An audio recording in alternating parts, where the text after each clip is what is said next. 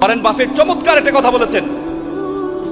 আপনারা যারা চাকরি পিছনে দৌড়ান, ওয়ারেন বাফেট বলছে তুমি তখনই সফল যখন তুমি বসে থাকবা ঘরে, তারপরে তোমার অ্যাকাউন্টে টাকা ঢুকবে, তাহলে তুমি সফল।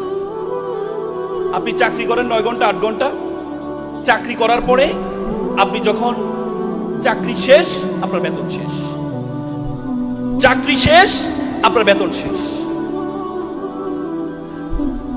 তার মানে আপনার সফল তখনই হবেন আপনি ঘরে বসে থাকবেন। দেখেন আমাদের একটা মানুষ, ধরেন আপনি 30,000 টাকা বেতনে চাকরি করেন, 30,000 টাকা, 10 ঘন্টা কাজ করেন প্রতিদিন।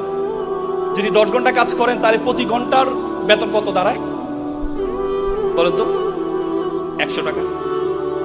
যদি 60,000 টাকা বেতন, তাহলে প্রতি ঘন্টার 200 টাকা, 200 টাকা।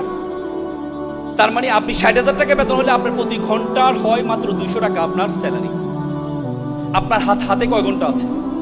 24 ঘন্টা। 24 ঘন্টাতে বেশি আছে।